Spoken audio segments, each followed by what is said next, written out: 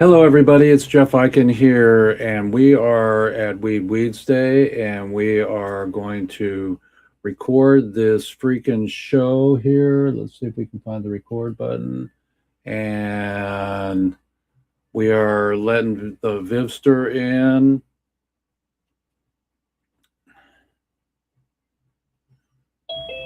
And here we go, everybody. It's Jeff Eichen here with Weeds Day, and you can see by the cornucopia of my incredible life here that we're giving thanks to have the OG in my upcoming article for Chronic Magazine. I just talked to Joe Chronic this morning. He's really excited to have Vivian being honored in his magazine. I've done a really great thing, and I'll show it to you in a second, everybody. But first, before I welcome in Vivian and show you everything, I want to show you my 40, maybe 50-year-old t-shirt that never dies. And you know what? This t-shirt glows in the freaking dark. Yeah. So, hello, Vivian. I'm going to get started here, and so I'm going to share my screen. This is Vivian, everybody, McPeak, and he's the peakster. He peaked out back in the 70s, 80s, 90s, and 2000s, giving the world what they deserved, something that should have never been illegal. Marijuana festival. Protestival. So we'll get to you in a second, but say hello to everybody, and then I'm going to go and show one thing here. Say hey. Hey, well, it's not 420, but it could be, and Vivian will tell you about what happens at 420 at HempFest in a second. I'm going to share my screen with you all here. Here we go. Okay, and come back to here. And I'm just going to, before I show our intro, everybody, take a load of this, everybody. Boom. Let's see if I can get this up here. Add to stage. I'm learning this. I got so damn high that I couldn't ride my bike home. My mama told me all along my brain cells would be gone. She ain't wrong. I'm still stoned.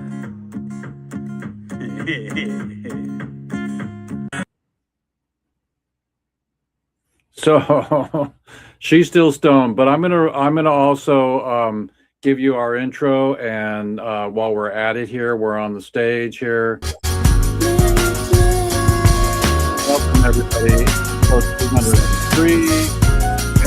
President Trump, please release and pardon Edwin Rubis. He is still in prison for a non-buy cannabis crime. Free the prisoners, free the plant, free the planet, free yourself. Episode 303. Good afternoon, everybody. Rest in peace, brother E-Love from Public Enemy, and Joe Chronic's incredible friend and partner in crime, and help us from the other side, E-Love. Your music was beautiful, and you stood for everything that we're doing right now. It looks like a lot of people are getting on board the wagon train to do protest music. We have Stash Wagner. We have doing a remake of Don't Bogart That Joint, and we have incredible help from Joe Chronic. We met Joe in Seattle this week, so Joe and I are now bros for life, and he's going to help with the concert and everything else. So keep it going, you guys, and keep it flowing. My heart is out for you and the whole community when we lose a OG from the Cannabis Society and space that we have. But Rip, brother, Let me see that magazine, man. Let me see that. Who on the cover, man? We got plenty of them. Best of all time, no doubt about it. We won't hold back. We're not going to hold back. Y'all.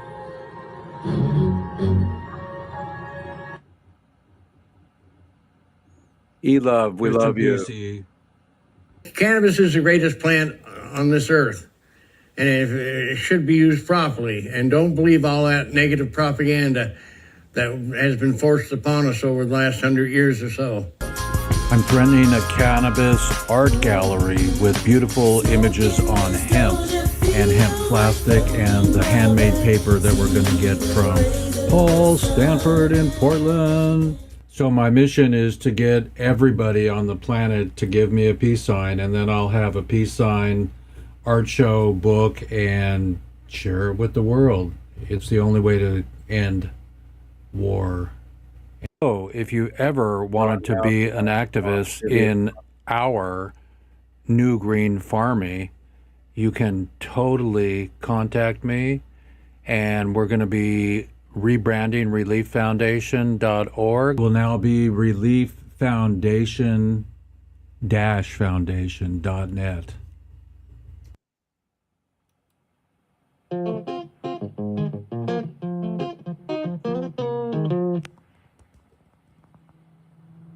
It's been hard to stay silent with all that's going on. In my mind, I get it. I hear what's being said from all corners of our earth. I get it when you're controlled by what you're thinking. In our heads, we hear, if you fight me, I'll fight you harder. If you curse me, I'll curse you and yours even stronger. That is how our mind thinks, speaking without listening to the spirit. It is a mind that is not connected to the soul. The spirit knows that fighting harder, cursing stronger, hating longer will never end. It just gets easier to use a knife, a gun, a drone, or a bomb. All in the name of blood spilled on the ground to leave more lives buried in the ground, never reaching higher ground.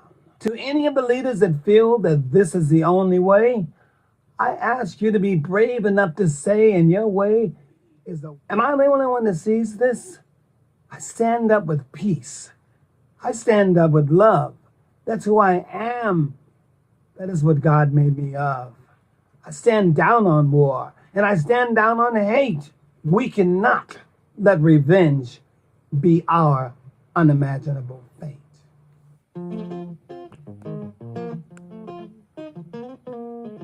So everybody, it's time. It's freaking time. Let's end this and give thanks for all the OGs, Willie at the Super Bowl, and Tom Lehrman at Harvest Cup, and Bobby MAGA. Can change that. Sign the petition, raise your voice, and Edwin Rubis has spent decades behind bars for a non-violent marijuana conviction. While the world moves forward, he's still locked up for a plant. Together, we can change that. Sign the petition, raise your voice. I'm a breathe that. Every night I hold on to these bars and wonder if they remember the man I was before them. I made mistakes, but the sky don't belong to mistakes. One day, I'm a breathe that. I'm working for you, man. I love you. And so at the count of three, 1, 2, 3. Hello, my name is Edwin Rubis, and I wanted to say hello to everybody. I am still in prison. I'm still serving 40 years for a nonviolent marijuana crime. I have been in prison for 28 years, and I need your assistance and I need your help. Okay, love you, man. Let's get me there. I love you. 28 Right. freaking Bye. years, everybody. Bye. Let's end prohibition together. Parade. 3. This is Tommy Chong for Lifers Madness.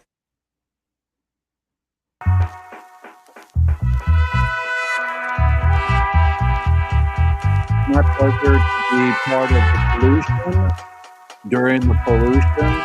Good afternoon, everybody. Is this thing on?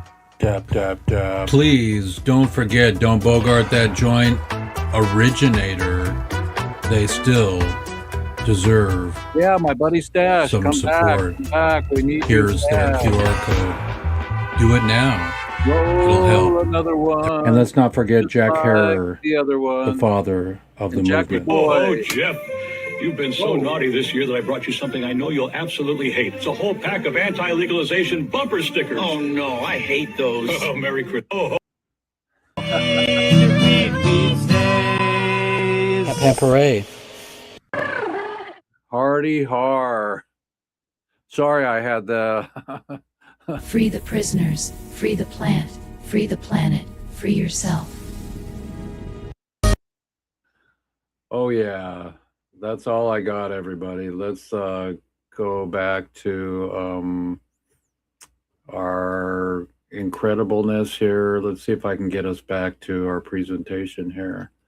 No, that's not it.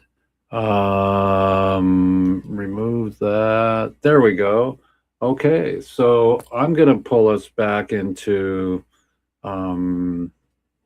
presenting stage here. Let's see if I can get Vivian back on. We're in Zoom. So now let's see here.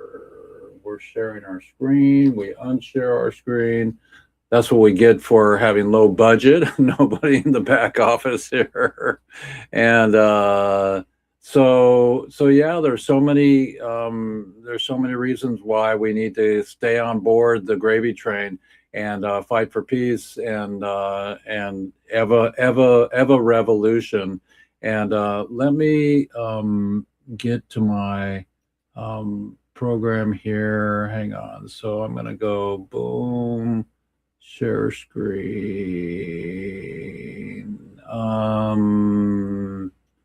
with window. I'm going to try to find my Zoom. There it is. Okay, cool.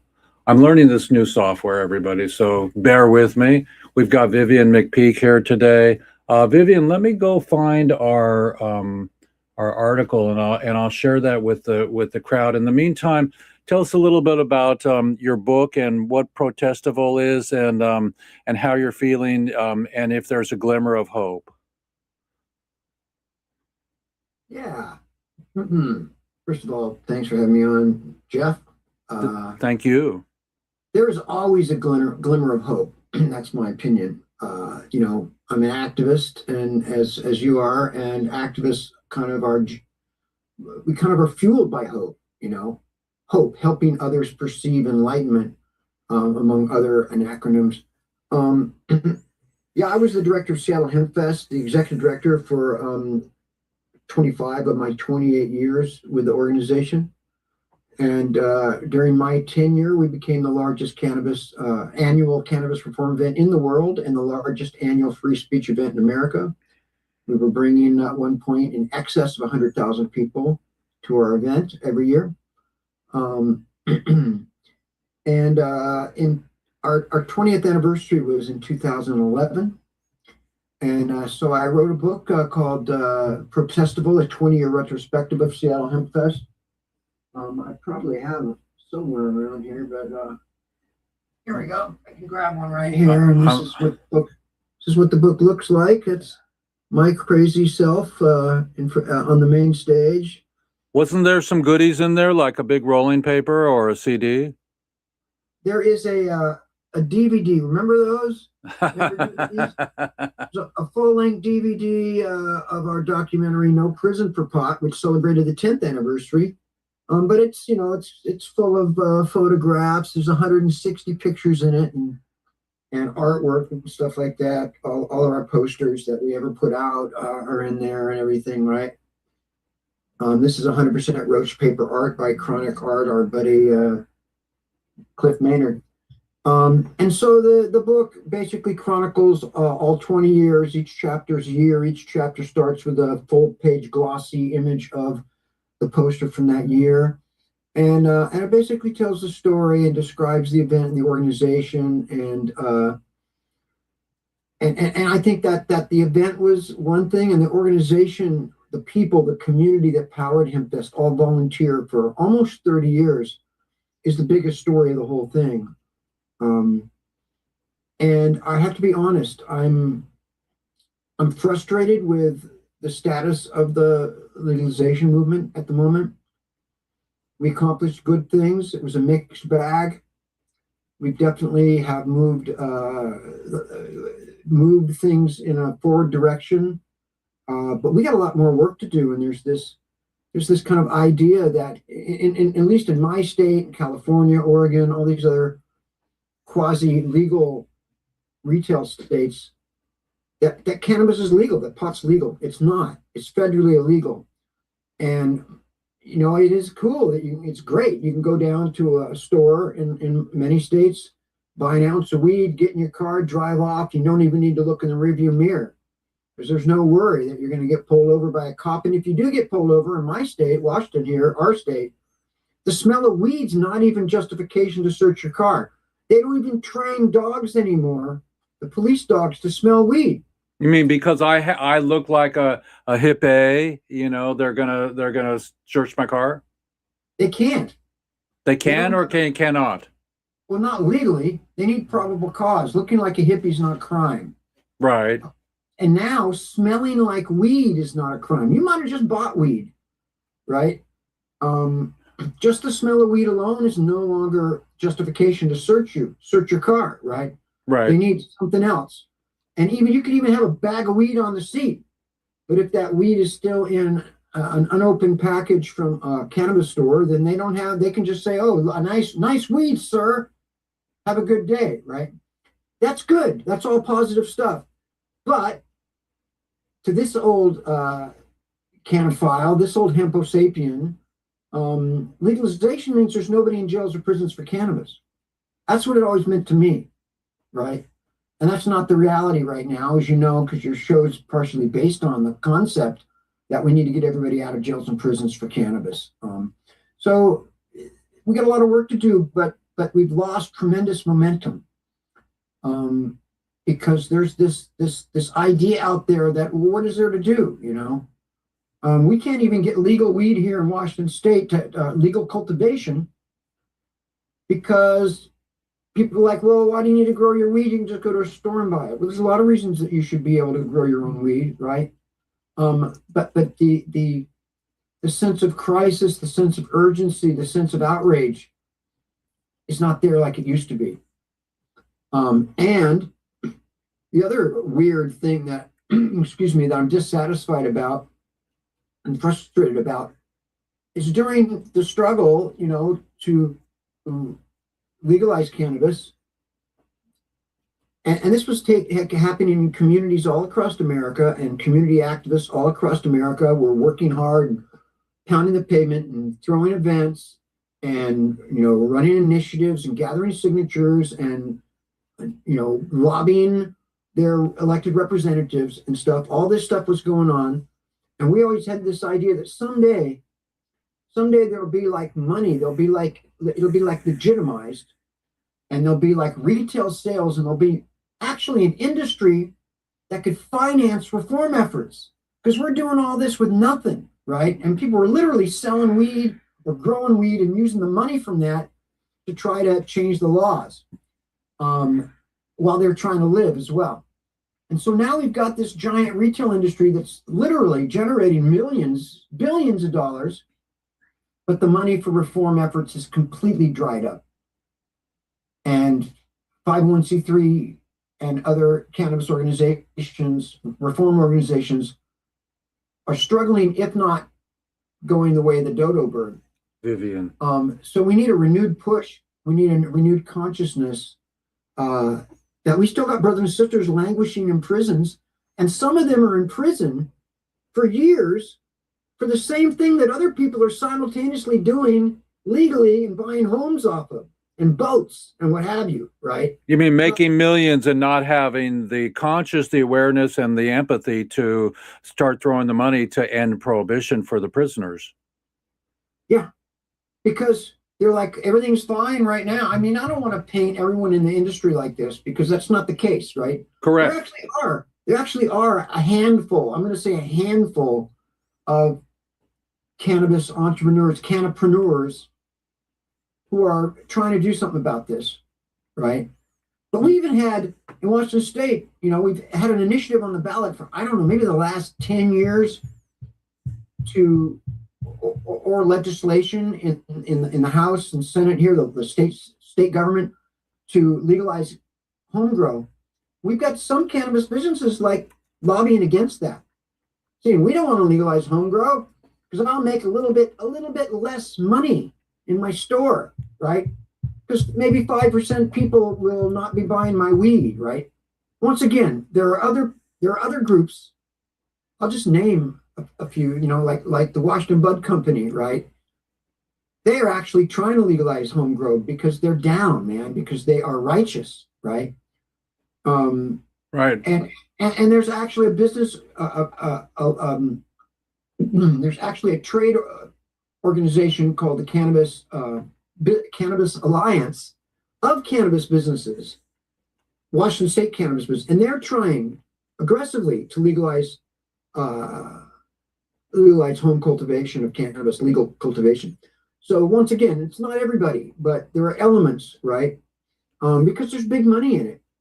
But where's the money to get people out of jails and prisons? The other thing that I'm frustrated about is that we have an advancing climate catastrophe with climate change, and it literally threatens us with possible extinction as a species, with certain complete degradation of quality of life, and possibly, chasing everybody from equatorial regions north and having the largest migration in the history of humanity, which will be a catastrophe, and food crisis, food production disruption, and everything, all the above, lack of drinkable water. And industrial hemp is one of the number one regenerative renewable tools that can help mitigate the climate crisis. But unfortunately, the hemp industry... Wait. So enlighten the Luddites out there about the hemp plant, like Jack told us 50 years ago, is the most beautiful plant on the planet. But you're saying that it also helps with global warming. So by planting hemp, if I'm correct, it mitigates the soil and puts more nutrition back into our depleted freaking soil that we grow our vegetables in. And it also, when it grows 20 or 30 feet tall or 15 feet tall, it helps to sequester and filter the air with carbon. Yes, but that's the tip of the iceberg, right? Yes, cannabis has incredible root system that can help with fight soil erosion and replenish the dirt with nitrogen and on and on. But it's more that the products that can be made out of hemp can greatly help mitigate this advancing climate change. For example, hempcrete, right? Right now we've got wars going on in Ukraine, in Iran. We've got bombs dropping and exploding. They're destroying cement structures all over the place. Not only do the bombs release massive negative emissions, right? But every time one of these cement structures is demolished, it releases stuff into the atmosphere that increases climate change. And so the particles that are the byproduct of war are slowing down and fucking up the atmosphere. Correct, but it goes deeper than that. Every one of these buildings needs to be replaced. The very process of building with cement is climate damaging, and it's toxic and caustic. You've got to wear protection when you work with cement. Recording in progress. It's toxic, etc. But hempcrete, which is cement made out of hemp and straw, is not only carbon neutral, it's carbon negative. It pulls carbon out, it sequesters carbon out of the air for years as it hardens and what's the word? Anyway. As it cures, as it cures. My father, who was a green architect in Mexico for 30 years, and he started here, but he couldn't get through the red tape, so he moved to Mexico to prove his point, and he was a Bucky Fuller kind of guy, and Buck said, we're going to run out of trees and everything on the planet, so let's stop building houses with sticks. And so that's when he designed the dome and everything. But my dad said that that gypsum, you can clean the smokestacks and get gypsum, and gypsum also will, and it's a byproduct of certain things, will help to clean the air. And so, but hempcrete is just one thing. right? Well, there's hemp plastic, there's hemp fabric, and cotton is the dirtiest industry on the planet because of glyphosate. When when the sale of oil goes down, and that's happening because of clean energy, alternative energy sources, then what does the oil industry do? The petrochemical industry, it makes more plastic because plastic's made out of oil, right? And plastic is a scourge on the environment. Because they want to make a demand for more oil. Of course. And which is, that's what we're seeing like on steroids, right, with this administration. In fact, with this thing going on in Iran and Ukraine, several things are happening. It's driving this spiking the price of oil, so that American oil companies are making trillions of dollars more profit, even though they don't need to import the oil through the Strait of Hormuz, because America is the largest producer of oil on the planet, contrary to what some people think. And so anyway, it's a cascading climate disaster.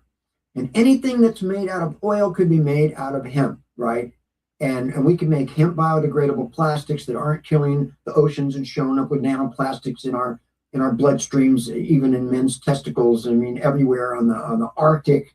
They're finding it in the Arctic ice. I mean, they're finding it at the bottom of the sea. They're finding. You mean the polar bears are eating plastic? And we are breathing it right now. We are breathing each breath. We are breathing microparticles of plastic every day, 24 hours a day. It's killing us. It's causing it actually increases a cancer risk, on and on and on and on and on. I mean, they were just tipping. We could, as you know, we could do 10 shows on the ways that industrial hemp production can help to mitigate climate change, right? Not only, and it produces food and food, fuel, fiber, on and on and on, medicine, and don't take my word for it. I just did an interview. I have my own podcast. I just interviewed American author and filmmaker Doug Fine, and his new documentary, American Hemp Farmer, is coming to public stations and PBS, the PBS app, on March 14th. It's called American Hemp Farmer. It is awesome. It follows Doug and 1 year of a hemp farming operation. And he is funny and clever, but he's also an encyclopedia of information. It's called American Hemp Farmer. It shows up on PBS on March 14th on the PBS app, and it'll be also airing on PBS stations. And you should actually have him on your show. I could hook you up. This is one of the ways we save our planet, because if we don't save it, our planet will survive, but we'll be toast. And unfortunately, a bunch of innocent species also are being lost that have nothing to do with all this. Well, it's everything that we're talking about, and it goes without saying, but those who are new to our show, we're here at Weeds Day, episode 303 here, everybody. Everybody on our show, that's listening to us, we corroborate, we give testimonials. I bring people in because I don't tell you that hemp will cure your cancer. I don't tell you that hemp will save the planet, but it's obvious that it will, and that it can, and that these are people that are not lying when they come on our show. So March 14th, American Hemp Farmers on PBS. Can you see that, Vivian?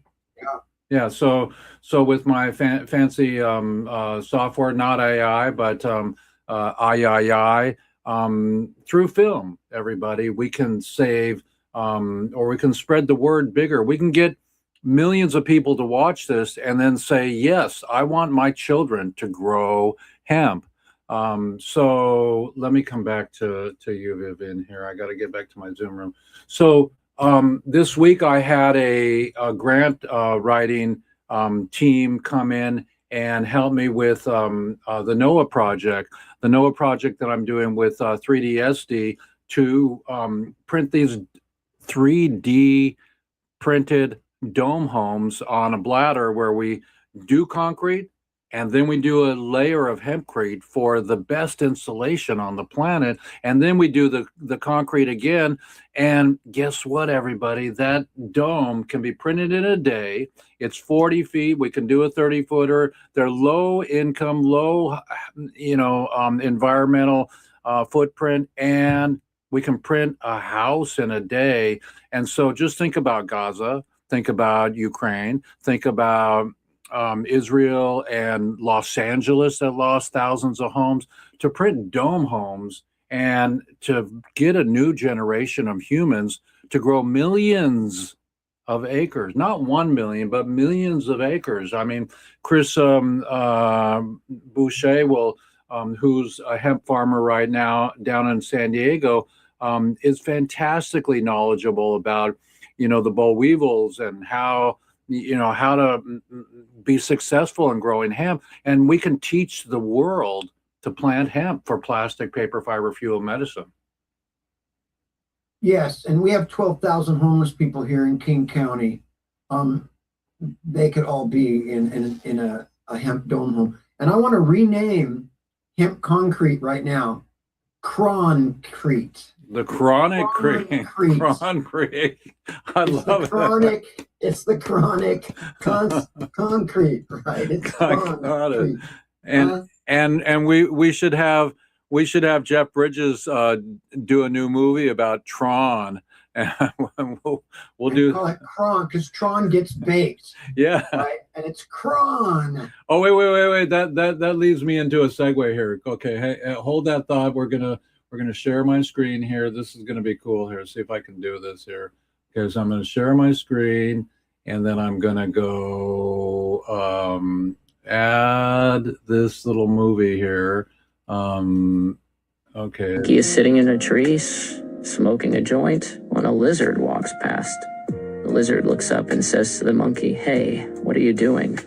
The monkey says, "Smoking a joint. Come up and join me, my cold-blooded friend." So the lizard climbs up and sits next to the monkey, and they have another joint. After a while, the lizard says his mouth is dry and that he's going to get a drink from the river. At the riverbank, the lizard is so stoned that he leans too far over and falls in. A crocodile sees this and swims over to the stoned lizard, helping him to the side. He then asks the lizard, "What's the matter with you?" The lizard explains to the crocodile that he was sitting in the tree, smoking a joint with his new monkey friend.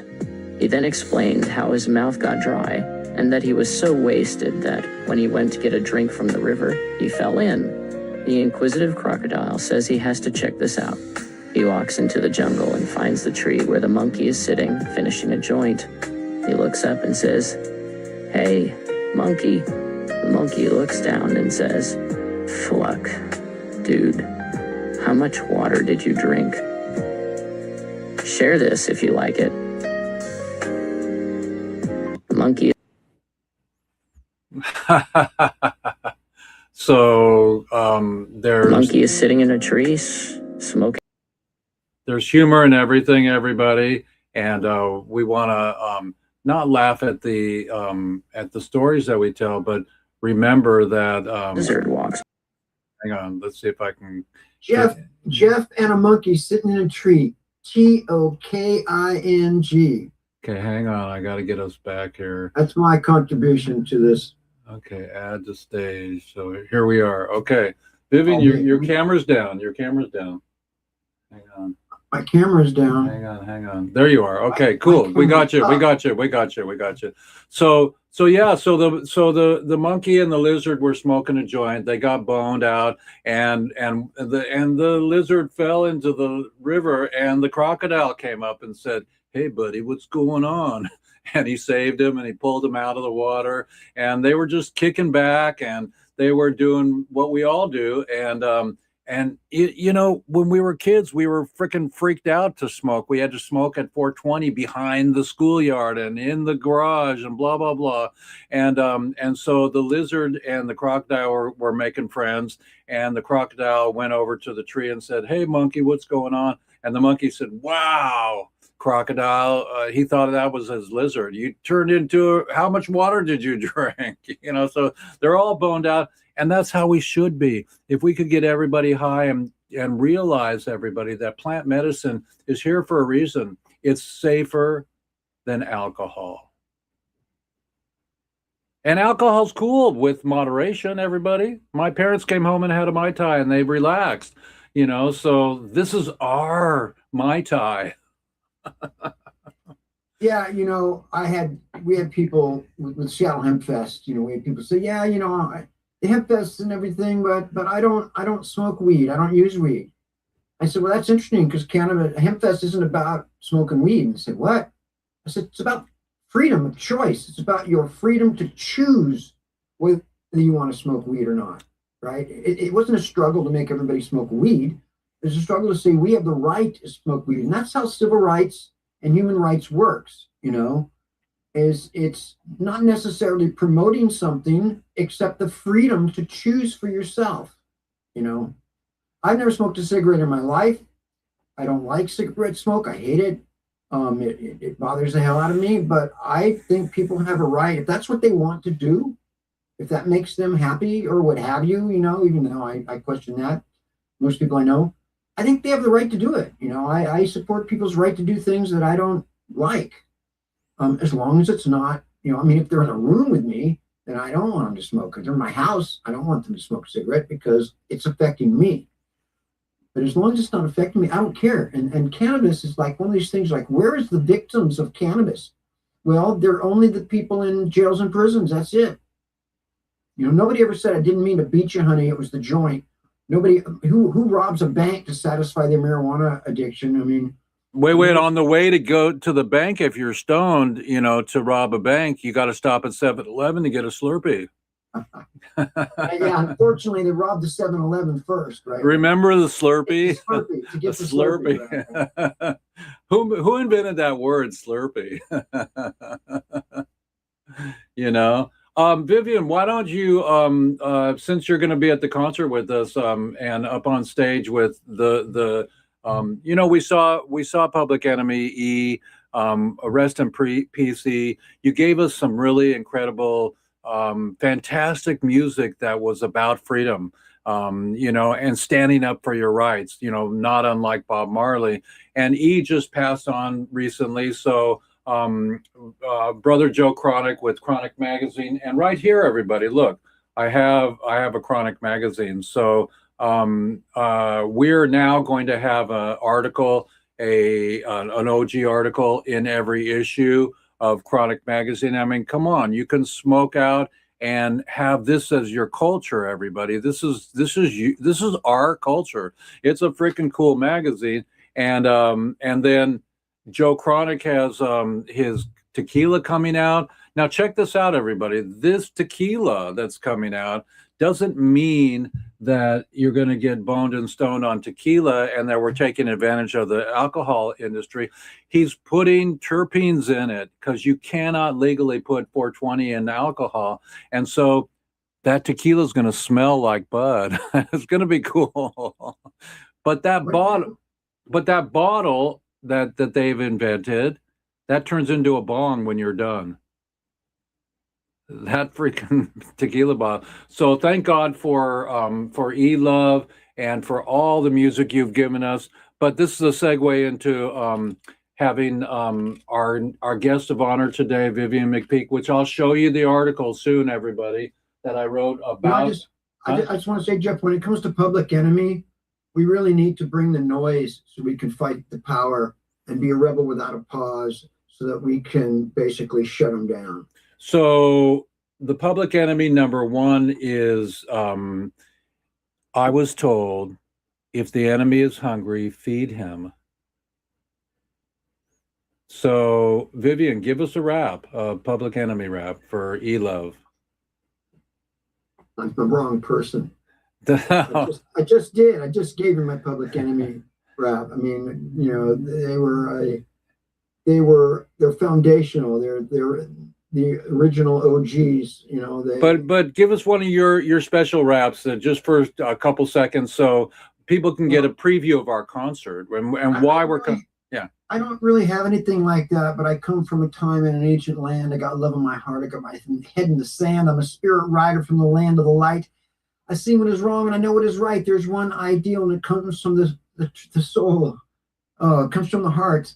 Anyway, yeah, man, I got it going on. It comes from the soul, and then we have a bowl. Look inside your soul and believe your eyes. There's a big black hole that needs love to survive. If you don't believe truth is your master, good night, Irene, kiss the alabaster. Stars explode in orgasmic delight as the sun and the moon fornicate in the night. It's a universal semantic action. Planetary leave anniversary action. She eats tofu and granola too. She's a bean sprout with a green dragon tattoo. I can tell when I'm licked and I will cry uncle. She makes love like George the Jungle. Pass me the glass with the nectar of nature. I'm not concerned about nomenclature. I'll survive as a shaft of light. Say goodbye to the planet when the time is right. Truth, love, liberty, just flowing through the freedom of democracy, but inside that crowded police station, annihilation of a nation. That's a nugget for you. Just a Okay, nugget. and so Jeff Eichen here with Weeds Day, and we can't wait to get some cross members from your show. How many shows have you done? 2,000 or? No, man. I'm close to 400 in 11 years. Nice. Well, Paul Stanford, I think, has almost done 2,000. And I talked to him yesterday. He's gonna help me with getting hemp paper for. This is my printer right here. That's my big printer. And see all those ink cartridges, everybody. $80 a piece, so we're going to print some beautiful hemp art for our hemp museum and gallery. And there goes my office. And I'm really excited about selling specifically cannabis art, and then we'll get some people that are printing with the 3D spaghetti, and we'll get some 3D stuff in our museum, and we'll be online, and it'll be really beautiful. Because again, it's clean. Marijuana and hemp. So we spoke about Hempcrete today. We spoke about, I'm gonna share with you, everybody. Here, let's share with you the let's see, can you see this, Vivian? I'm gonna share my screen with you. And then let's see here. Oh no. Let's go backwards here. Let's go backwards here. So we're going to go backwards. Okay. Can you see this, Vivian? I'm going to bring up your article here. Okay. Can you see your article there? No. No. So you can't see that. So I'm going to remove that. Remove. And put us back on stage here. Okay. When was that? When did that interview take place? That interview took place from my head. When we had our last show, you and I, when I interviewed you, that's what I took a lot of that from there. And so I want you to edit that if you want, or we'll go with it. Okay. Okay, so hang on just a minute. I got somebody thinking they want to come into the session here. Let's see where we got. How's everybody doing today? Let's see here. So we're gonna go boom out, and we got boom. So in the midst of the of the universal crimes that we all have to pay. We're going to pave the road for Rodimus Pera, who's very, very free and very beautiful, and a friend of mine of, have we been together almost 50 years now? No. 40, well, since, 42 years. Okay. That's Vivian. That's the root of 420 there, right? You guys are on your way. I never thought of it that way. Wait. But that's Zafar. That's the Hitchhiker's Guide to the Galaxy, 42. Yes, the answer to the universal question. But you know what the question is? What comes before zero? The egg. 42, 420. I figured out the question. What becomes before zero? 420. 0. Yes. 42. The Hitchhiker's Guide to the Universe. I was like, what's the question? I finally realized a few years ago. Of course. It's what comes before 0, 42. Thank you so much, Vivian. I now know the answer to the universe. Yes, grasshopper, snatch the nugget from my hand. It is time to smoke. Rodimus, tell the audience your favorite protest song. Oh my gosh. Probably, I know this is going to date me, but If I Had a Hammer. Mm-hmm. Ooh. Out of the blue. Van Vivian, how about you? Oh man, I don't know. Maybe Long Time Gone or Long Time Gone or Ohio, I think. I'd have to go with CSNY, but I mean, that's just off the cuff. There's so many. You know, since you had 2, I have Superstition and I have Something Happening Here. What it is ain't exactly clear. You know. I also like George Clinton's Double O Bulletproof. Those are a couple of good songs. Yeah, and I think Steppenwolf Monster or War Pigs are both not necessarily protest, but social commentary to the point of resistance, man. Mm-hmm. And war, what is it good for? Oh, absolutely man. Nothing. Yes. Say it again. And Marvin Gaye, you know, what's happened, you know, what's going on, you know, and What's Happening was the first title of that. What's Happening, and what about working on it. What about Blowing in the Wind? I mean, oh, what the There's heck? a lot of good, see, there's so many good protest songs. Why aren't we singing it in the streets every day in front of the White House? Some people are, but certainly not enough, man. I mean, our lives need to be a protest song at this point. You know what I'm saying? Our freaking That's hard to do. lives. That's well, see, you Vivian, you have like incredible street cred, you know, because you've been doing things like that for so many years. That's why I'm in complete awe and respect of you, man. But it is hard when you haven't made that your life's cause to then, you know, sort of put down this day job and go do that. You know, that's like really, really tough for most people. You know, we can just go to a protest. You're absolutely right, and I thank you for that opening. Right. First of all, I just want to say that it's your world.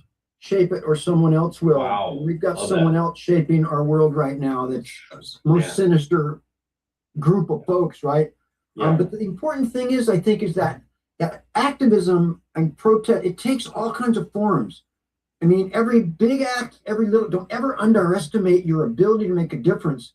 And big things are solved by by a lot of small solutions, right? And big problems start locally. So locally is where your most power is. That's where you can actually change things, right? Mm-hmm. And I mean, it's so small. Just putting an American flag stamp and putting it upside down on your envelope, it will still work. It'll still work, but maybe just the postman, maybe only the postman sees that and says, right? To large things, every little thing, you're in the supermarket, you're talking to somebody, hey, I love that bumper sticker on the back of your car. By the way, I'm involved in this local group, right? Having done activism for 40 years, community activism, organizing, protests, all the above, there's a lot of ways that can manifest. And how you use your dollar, everything you buy is a statement. It's a statement of support and endorsement. Actually, it's funding something. Everything you buy is actually funding something. Does that thing you're buying line up with your values and your principles, right? Your beliefs? And if not, man, don't give them your money. Give it to somebody else. So maybe there's a website that you order everything off so it's delivered to your house because it's cheap and convenient. Maybe instead you could say, well, who are they getting it from? Who's the source of that? Maybe I'll get it directly from them and it'll take a few days more. Or maybe you got to go pick it up, right? Or maybe it'll cost me a couple bucks.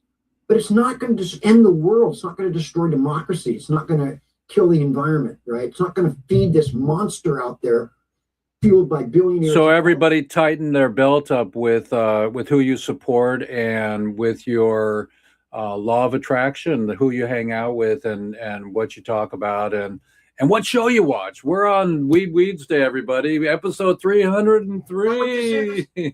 Oh, I had no idea. See you guys later. No.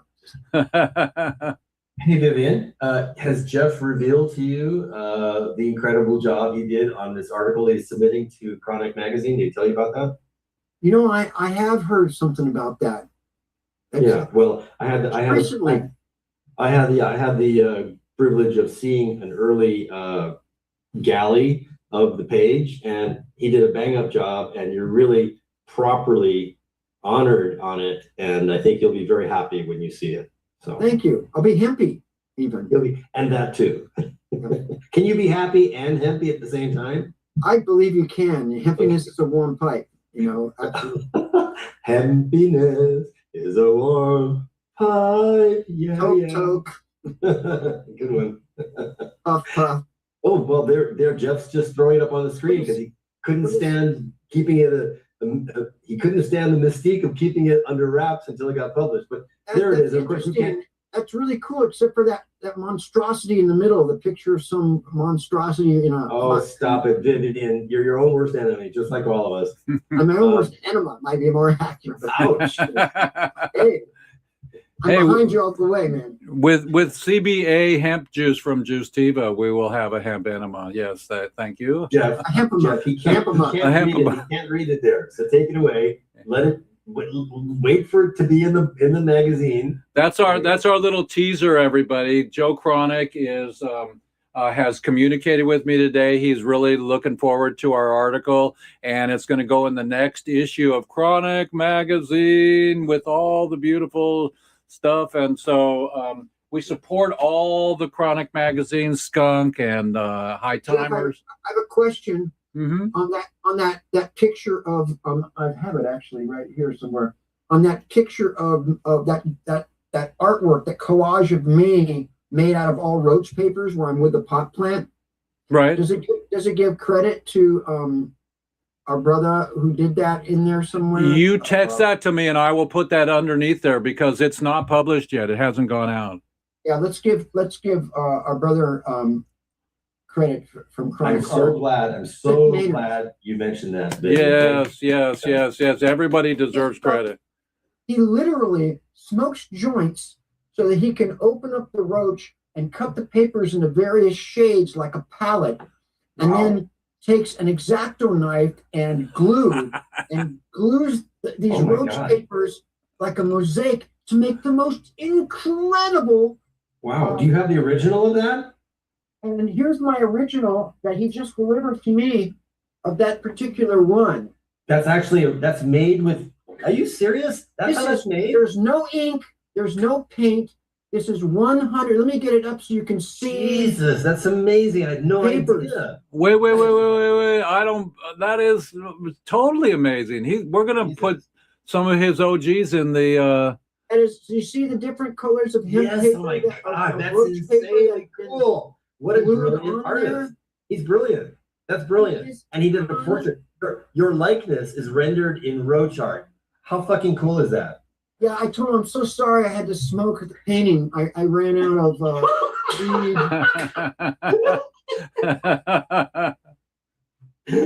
But I tasted good, man. I got really high off of me. Oh my God. I'm getting high off of you right now. Well, hey, just. And the lizard became a crocodile. Telling you. That's the moral of this story. Rodimus didn't get it. We had a joke earlier today where the monkey was in the tree smoking a joint with the lizard, and the lizard got so high that he fell off the tree into the river, and the crocodile found him and pushed him up on the shore and saved his life. And they were hanging out, and they were very stoned. And so the lizard was just going like this and rocking back and forth. And the crocodile went over to the tree and said, "Hey," to the monkey, "I got your buddy out of the water. I saved him." And he said, "Whoa," to the crocodile. He thought he was the lizard. He says, "How much water did you drink?" Yeah, I hope that the weed wasn't as weak as that joke. Well, the crocodile looked like a big fucking lizard, you know, and so how much water did you drink?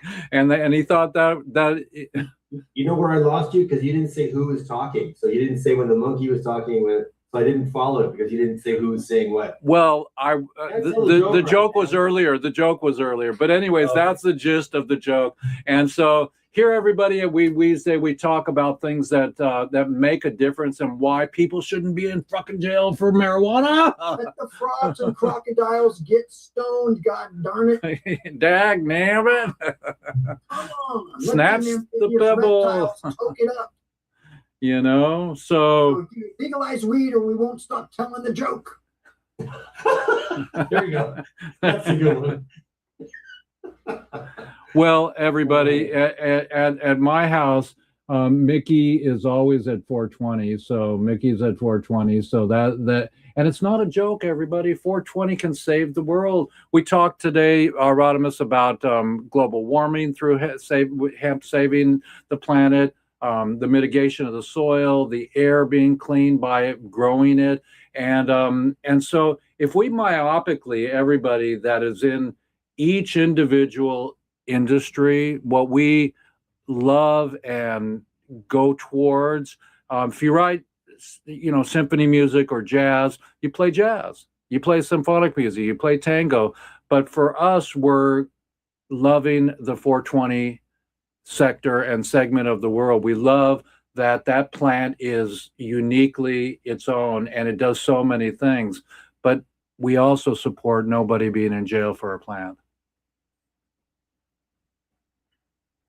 Hey, Vivian, just out of curiosity, what are some of the things that you're aware of that are going on right now in the States that have to do with any kind of a festival, smoking type of stuff? You have your finger on that pulse. What can you tell us is going on in that area?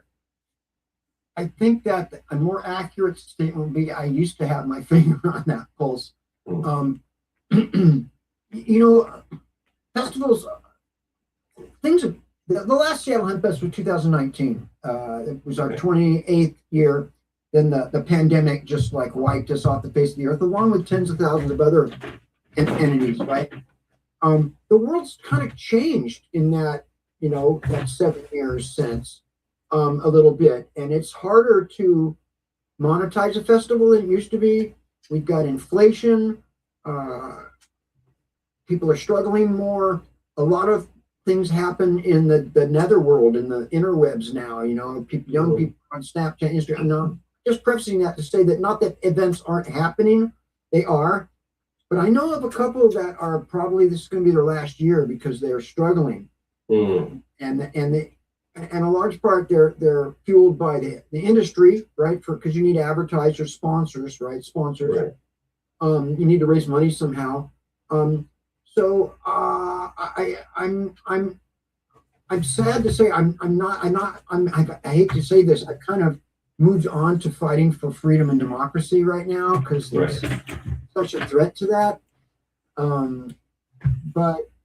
So I don't have a great answer for that, and I apologize. No worries. Okay. That's a great question. You would think that I would have an answer for, but unfortunately I don't. Okay, that's no worries. I appreciate your honesty. But they need to happen. They need to happen. I support them very much. Yeah, I mean, it's interesting. I'm wondering how any online communities will form if there is so much oversight now on the part of these large corporations that are running social media, who can monitor things like the reason why Jeff had to change the name of this podcast to using 33 instead of double E for Weeds Day.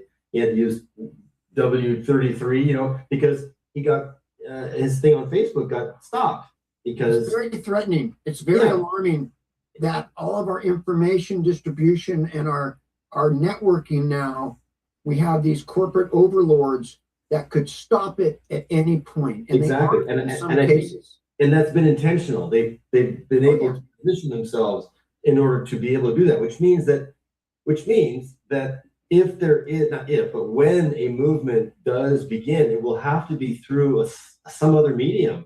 perhaps than the popular ones that are out there now. And as you know, protest is my thing, and I have a lot of ideas about that, and I'll be very succinct and brief because I know that we're probably nearing the end of this incredible. This is my show. We can go on as long as we need to. So carry on, boys.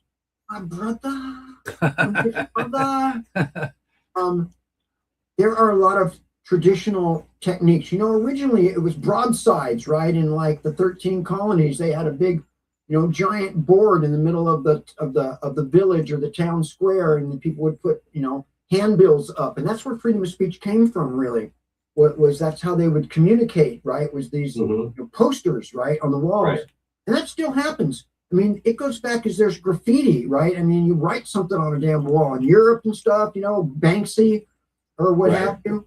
And then like through like the 80s, right? The 70s and 80s, zines were a big thing, right? And in the 90s, you could produce your own, like punk rock and stuff. You could produce your own zine. You go to Kinko's. They used to have this group called the Peace Heathens, community action group, volunteer, protest or community activist group. Sure. And we'd spend all night at Kinko's making these handmade zines, right? That's right. Yeah. They would just leave stacks of them. We'd leave stacks of them in a coffee shop or wherever, right? And they'd just take them for free. Sidewalk chalk, right, is actually, I'm a big proponent of sidewalk chalk to promote events and stuff, protests, because it's not really destruction of property. It's just when the rain comes, it's gone, or the wind, right? There's a lot of ways that we could be communicating. To be honest with you, I have a large social media presence. I have a social media. It used to be a large, but now people 100,000, 600,000 is a large presence. Mine's like maybe only 12 or 17,000. But I twice in the last year, I went on and said, everybody, I wouldn't be surprised if my account gets deactivated at some point. If they either shut it all down or shut people like me who are so vocally critical of the current, paradigm.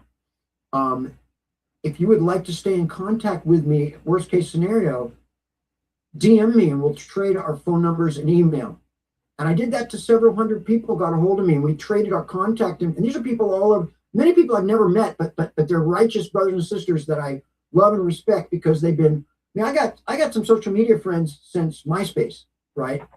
And we traded our information. So if we get clamped down, which happens, it happened to Jeff, right? At some point, I predict that either an administration or a state attorney general or the actual companies are going to say, you can't say this anymore, right? And they're shadow banning already, right? And there's all of a sudden, you're deactivated, and you don't have an account anymore, and you can't do an account, right, with one of these platforms. And the next thing that would happen would be, maybe your internet's shut off. Sorry, no, we've got a direct order. We can't give you internet, right? So maybe the hand flyer will come back, you mean, or something? I think we need to remember that we become dependent on these centralized. What if there's a solar flare and it wipes everything out? I wish. What do we do, right? So we need to remember that these traditional methods of communication that predated all this centralized stuff going through some corporation. By the way, it's got a copy of everything you ever said forever, right? Whatever you say on social media, man, you can't erase that. And you could very well, 10 years later, you could be in a courtroom and they say, let's bring up the screen what Vivian McPeak said. Right. Gee, Mr. McPeak, that seems subversive, blah, blah, blah, right? Right. That's happened to people in other contexts, right? Mm-hmm. Smoke signals are cool, but most of us don't know how to read them anymore. Things like this, this podcast is so essential. This is independent media. Independent media is what we need. And writing on a wall is independent media. Putting a poster on a pole is independent media, Well, here also is something that needs to stay. Print media. Yeah. Yes. So you can sit on the throne in the morning and you can read it and know it and say it and share it, in a different way that we grew up with. Yeah. Your fingertips. Yeah. you know, and pass it on to somebody. yeah. And right. 10 years later, 20 years later, you can still pick it up and look at it, where some post that you made 20 years later is like gone, right? And your children could inherit your magazines and go, wow, look at this, I'm in High Times, I've got High Times going all the way back to 1970s, right? And they're sacred to me, right? Well, some post is gone, right? I mean, where are you going to find it? Good point. Good point. Well, yeah. So I've been thinking about stuff like that lately. Is how will a movement get going again? How will we be able to effectively do something that is subversive, in the sense that it goes against the corporate, mandates and is effective? I guess it'll have to rise on its own. See, all movements, as you know, have happened when people had enough. It's like I've had enough. And somebody else said, yeah, me too. Yeah, me too. And if 1,000 people say we've had enough, then all of a sudden there's a get together and music and food and this and that, and then we have an event, Because everybody says I've had enough, and one person says, what are we going to do about it? Right. And that's when shit happens. Right. Well, So I'm throwing my hat in still for the concert, so we can recreate and repossess, Woodstock. I mean, it was something that no one ever forgot, and it was during Vietnam era, and we had Hanoi, we had all these people that still for 50 years have been talked about, and they listen to that music and so on and so forth. So I'm still rooting for, through music, that the musicians are going to step up, step out, and step in. Do you remember that song, Please Release Me, Let Me Go, from like the 1960s? Yeah, I remember it. Please release me, let me go. Oh, yeah, that's a good one. Interesting. Just throwing that out there. Was that about two people breaking up? Yes, it was. Yeah. We need to break up with prohibition, man. It's a failed relationship. Right? It's an abusive relationship. Oh my God. Without a doubt. Well, everybody, let's through music, through holding hands, through persistence, through all we've learned, where's Steal This Book? I mean, I have so many books, but Steal This Book, what have we learned from all the big protesters of the planet is that not just to write the next book, but to be the next book. One way that we could communicate, by the way, speaking of Steal This Book, there's a chapter in there, and one of the things that Abby Hoffman wrote about was that you can take an envelope and you can say, well, you can address it to you, and you can put in the return address the person you want to mail it to, and then drop it in a mailbox without a stamp, and they will return it to sender, which means it'll go to the person that you wanted to mail it to for free. Oh no! That's subversive.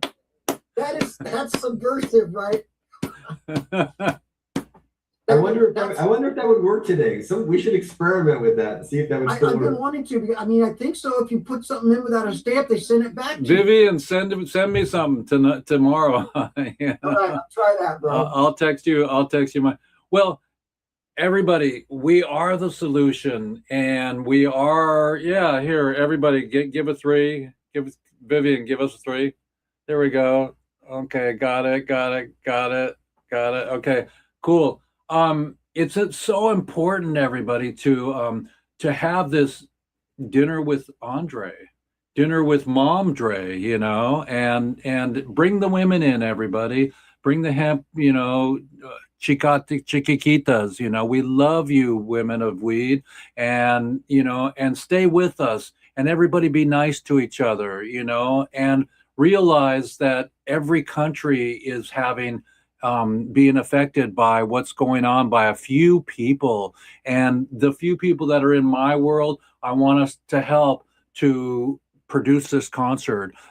Through Chronic Magazine, we have a new article coming out, everybody, with Vivian McPeak right there, and Rodimus is helping us doing design work and supporting us all the time, every time.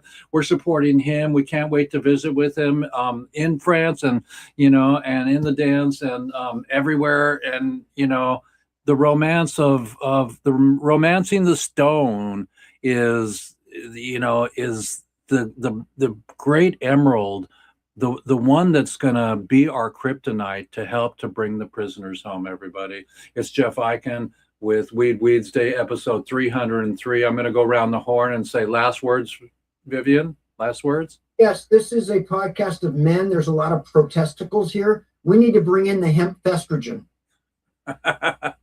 Vivian, Rodimus, final words. Episode 303. Oh, there you go. 303. We're really blessed. We have good. Wait, were you doing gangster? Were you doing gangster there? Was that it? Gonster. Gangster. Wait. Gangster. Wait, here, gongster here. So I ring the bell of freedom, everybody. Ring the bell of freedom. We need it more than ever. It's fucked up out there, everybody. And we're not going to hold back, and we're not going to go super political on our show. We're going to tell you why plant medicine is the next level of getting rid of your PTSD, of loving your gal, and marijuana is the gateway drug to the munchies. Hey, it's an honor to be here with you both this evening, and just let's keep it all going. Jeff, Rodimus, so much love to both of you and my brothers, man. We are the light at the end of our tunnels. That's what we need to remember. And I'll just say one thing to both of your ladies: peace on earth to both of your ladies, and health and Godspeed. And Rodimus, thank you. I'll see you later. I'll talk to you later. And Vivian, let's get me the name of the gentleman that did the roach art, and we'll put it in the article. I promise. Coming at you right now via text on one of these evil platforms. Okay. Peace in the Middle East, everybody. It's Jeff Eichen with Weeds Day. That's all we got today. So smoke it if you can, and find your strain that doesn't make you beat your girlfriend up, or be mean. So be nice to each other, everybody. Hemp hooray. That's all I got. Recording stopped. Okay, everybody. I'm still on live here. Let's get me back on let's see here. Boom, there I am. So I'm actually getting more familiar with this new platform that I'm using, and it seems to be really cool. And let's see if we can I got so damn high that I couldn't ride my bike home. My mama told me all along my brain cells would be gone. She ain't wrong. I'm still stoned.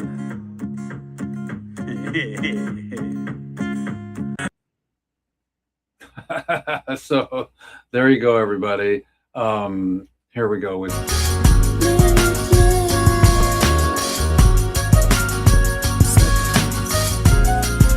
President Trump, please release and pardon Edwin Rubis. He is still in prison for a non-cannabis crime.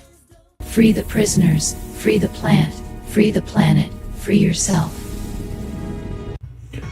Good afternoon, everybody. Rest in peace, brother E-Love from Public Enemy, and Joe Chronic's incredible friend and partner in crime, and help us from the other side, E-Love. Your music was beautiful, and you stood for everything that we're doing right now. It looks like a lot of people are getting on board the wagon train to do protest music. We have Stash Wagner. We have doing a remake of Don't Bogart That Joint, and we have incredible help from Joe Chronic. We met Joe in Seattle this week, so Joe and I are now bros for life, and he's going to help with the concert and everything else. So keep it going, you guys, and keep it flowing.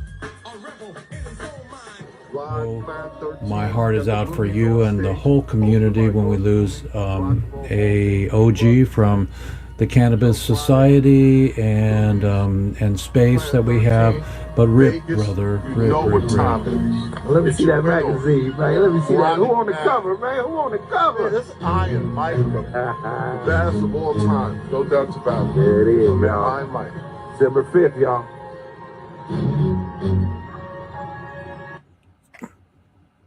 Jeff Eichen here. Rest in peace, E.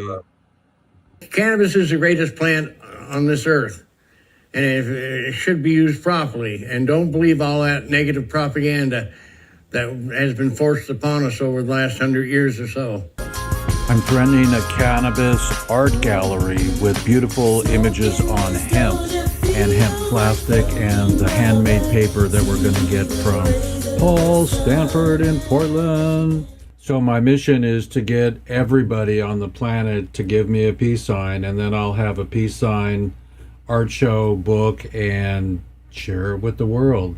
It's the only way to end war. So if you ever wanted to be an activist in our New Green Farmy, you can totally contact me, and we're going to be rebranding relieffoundation.org. Will now be relieffoundation-foundation.net.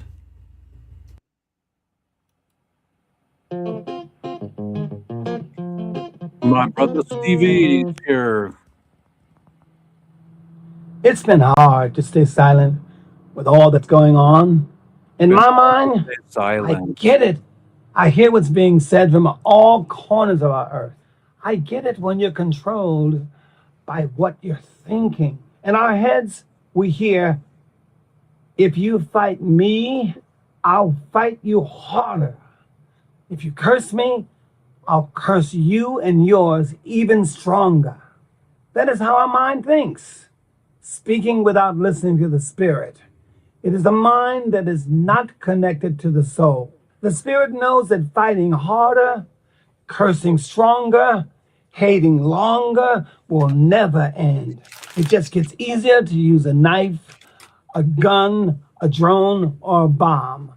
All in the name of blood spilled on the ground to leave more lives buried in the ground, never reaching higher ground. To any of the leaders that feel that this is the only way, I ask you to be brave enough to say, in your way is the. Am I the only one that sees this? I stand up with peace. I stand up with love. That's who I am. That is what God made me of. I stand down on war, and I stand down on hate. We cannot let revenge be our unimaginable fate.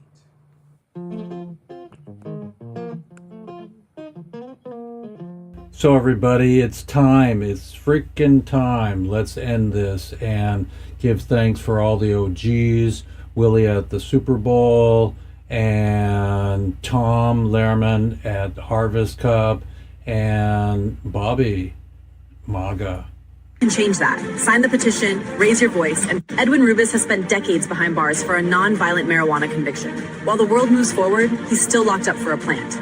Together, we can change that. Sign the petition, raise your voice. I'ma breathe that. Every night I hold on to these bars and wonder if they remember the man I was before them. I made mistakes, but the sky don't belong to mistakes. One day, I'ma breathe that. I'm working for you, man. I love you. And so at the count of three, 1, 2, 3. Hello, my name is Edwin Rubis, and I wanted to say hello to everybody. I am still in prison. I'm still serving 40 years for a non-violent marijuana crime. I have been in prison for 28 years, and I need your assistance and I need your help. Okay, love you, man. Let's get me there. I love you. All right. Bye. Bye.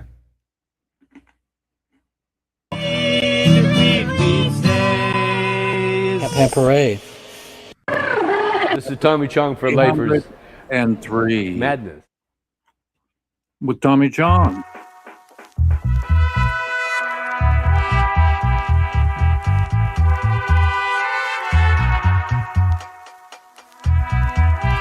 Good afternoon, everybody. Is this thing on?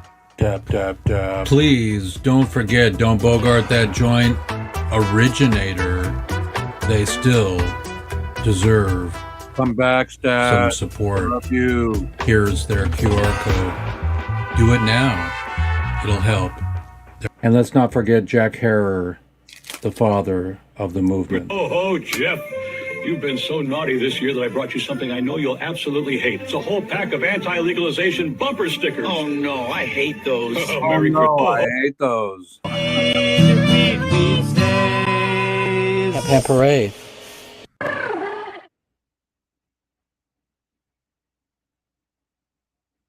Free the prisoners, free the plant, free the planet, free yourself.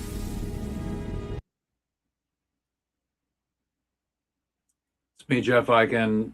It was a great show today. Episode 303, Protestival. Let's do a concert. Let's do Relief Aid. And everybody, see you next week. Campaign Parade.